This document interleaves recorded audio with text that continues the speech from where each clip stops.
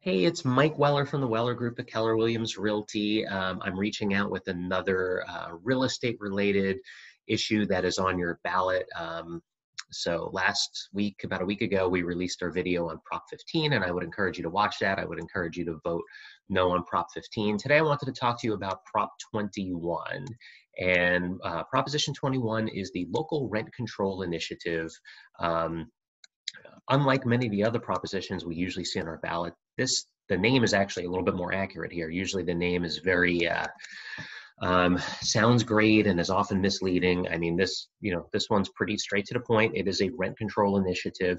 What this ballot or what this proposition would do, it would give local governments more power in California. Basically, it would give local governments the power to pass rent control in their cities and in their counties, with a few restrictions here and there, but not too many restrictions. So basically, this would repeal the 1995 Costa Hawkins Housing Act, which was passed in '95, basically restricting local governments from passing rent control in their cities and in their counties, in their local jurisdictions. So, last year in 2019, a statewide rent control went into effect that was passed. Governor Newsom's rent control went into effect that was passed by the legislature. It's somewhat limited. It's mostly geared towards like large institutional landlords that own apartment buildings. It does not apply to mom and pop property owners that own single family homes, condos.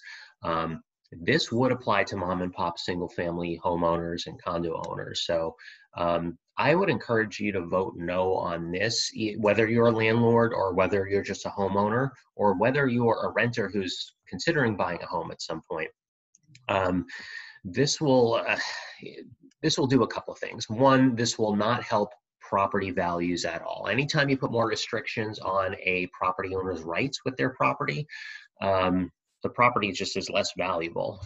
There's less there's less utility to the property. So, but if you look anywhere in the country where there is rent control in a limited fashion or a less limited fashion, so we have some here in California, like in LA and certain places up in the Bay Area, San Francisco, where there's rent control, and certainly places like New York where there's rent control. It doesn't serve the purpose it's intended to, and a lot of times it just makes the neighborhoods more dilapidated, more neglected. Landlords are not incentivized to keep up their properties. Properties get passed from one tenant to another. A lot of illegal type of subletting happens without letting the landlord know, or a lot of times the landlord knows, but they can't do anything about it. And it's not good for the neighborhood in general. It's not good for anybody living in the neighborhood, whether they're a neighbor owner, a neighbor renter.